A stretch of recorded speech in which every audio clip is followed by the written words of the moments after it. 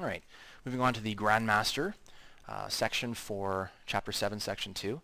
We're going to deal a little bit more with horizontal and vertical lines. So here I give you some specific equations, but here, notice how there's no mention of x. So let's just solve for y. So that's going to give me y equals, and if I subtract 2 from both sides, I just get 5. So if negative y is equal to 5, you can divide both sides by negative 1, but the end result will be y equals negative 5. Okay? There's no mention of x, which means x could be absolutely anything you want. Y is always a negative 5, no matter what x is. So that happens here, here, or here. Okay, you can plot as many of these points as you want. Okay, but we get a horizontal line. Okay, what is the slope? Well, we know that the slope of a horizontal line is 0. Because remember, we could imagine there being a plus 0x here where the slope is 0. Okay, because this is mx and this is your b.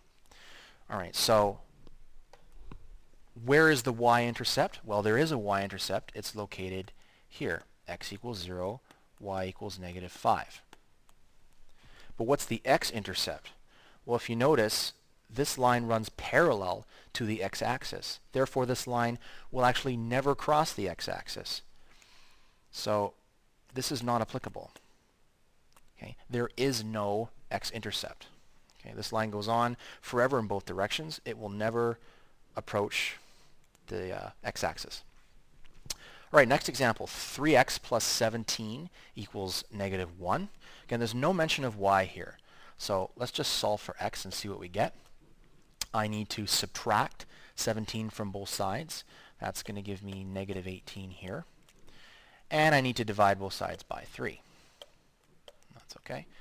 These will cancel, and I get x is equal to negative 6. Okay, so all this says is that x is negative 6 no matter what y is. Okay, so if y is 0, okay, x is negative 6 here. If y is 2, x is still negative 6. That point would be here. Okay, so you can do this all day if you want. Plot a bunch of dots, but we have a vertical line. All right, what's the slope? Well, there is no numerical slope for a vertical line. It's undefined, because if you try and work out the slope using a rise over run, you're going to divide by 0. In mathematics, we can't divide by 0. All right, what's the y-intercept? Well, this runs parallel to the y-axis, so it will never cross it. So this is not applicable. There is no y-intercept. There never will be. This, however, does have an x-intercept. It crosses the x-axis right here. That's negative 6. And of course, y is always 0 at or on the x-axis. All right, we have 10y plus 1 equals 1. Okay, there's no mention of x, so I think we're going to be dealing with a horizontal line. So let's isolate y to see specifically what it is. So we're going to get 10y, and I'm going to subtract 1 from both sides. So I just get 10y equals 0. Dividing both sides by 10, oh well, they still cancel, but we get y is equal to 0. Because 0 divided by 10 is 0. Perfect. So y is equal to 0 no matter what x is. Well, that just means our line is horizontal, but it is running along the x-axis.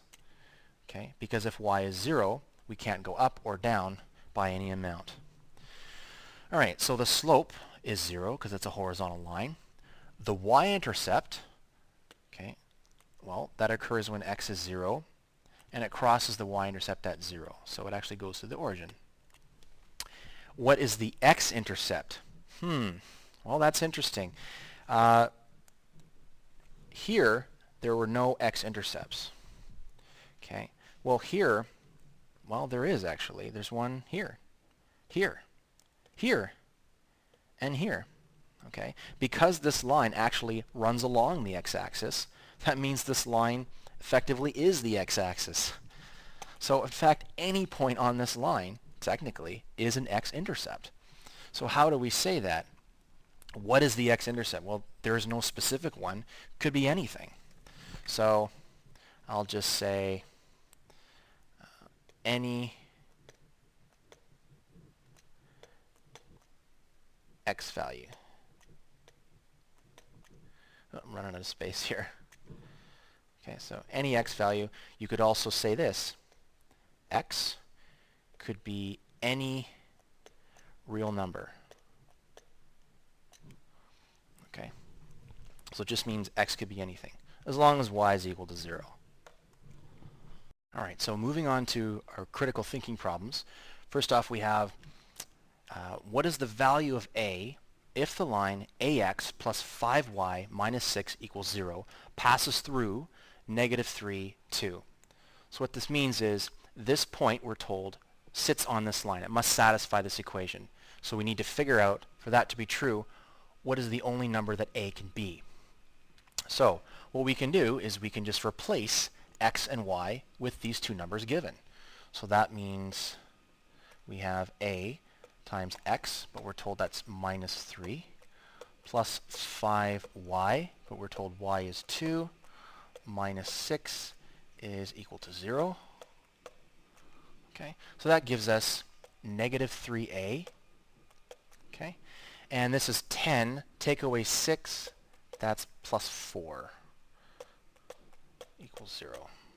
Okay, so let's just solve for a quickly and move over here. Need more room.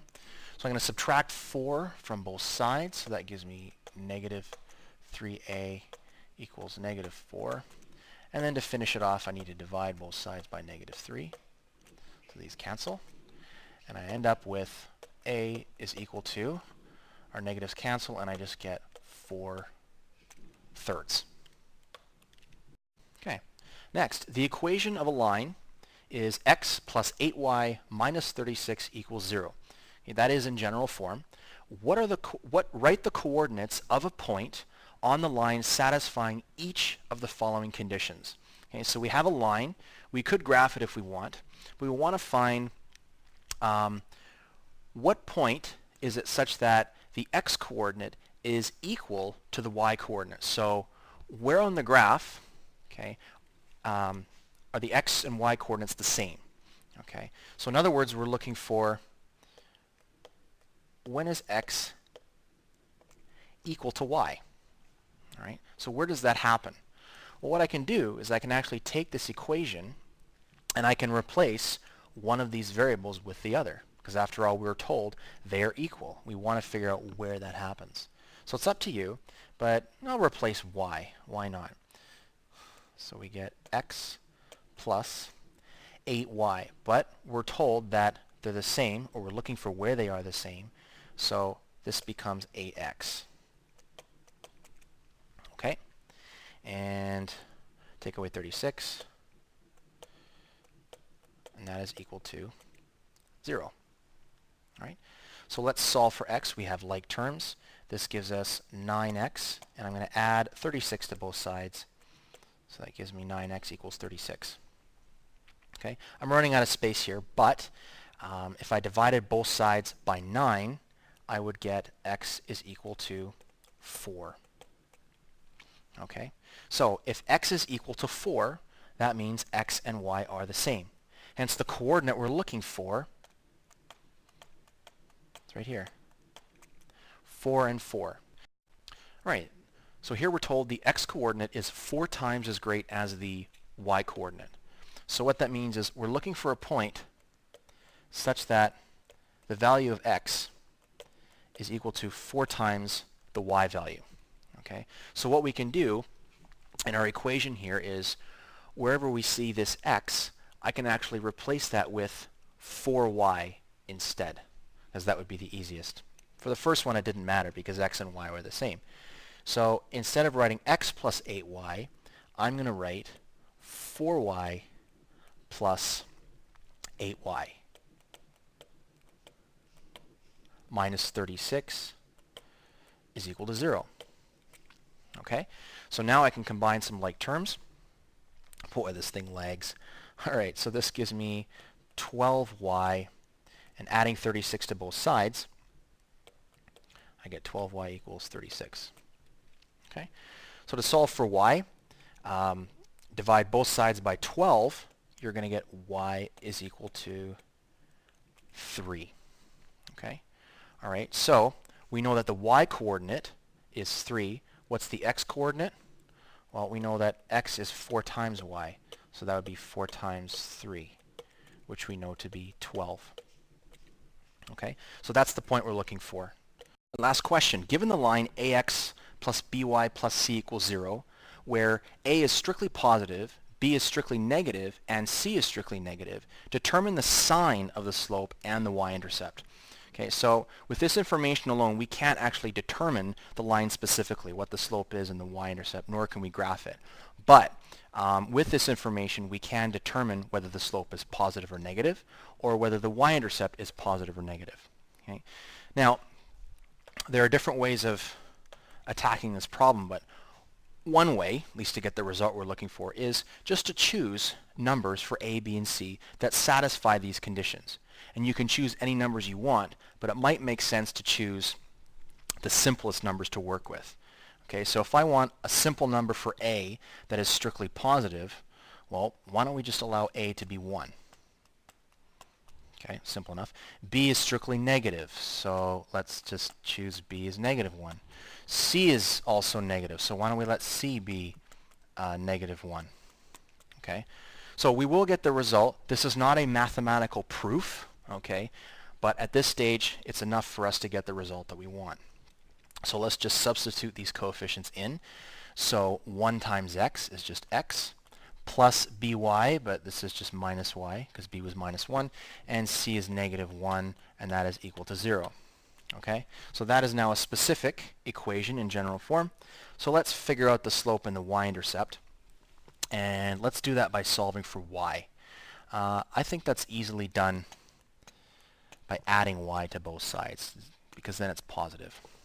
Okay, all right, so now we can see the slope of this line is positive 1, and the y-intercept is negative 1.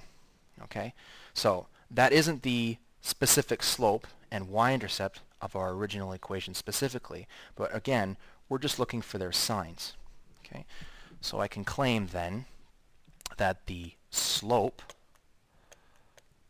based on our result is, you're going to write, there we go, is positive. That's the only thing that we can really conclude. And the y-intercept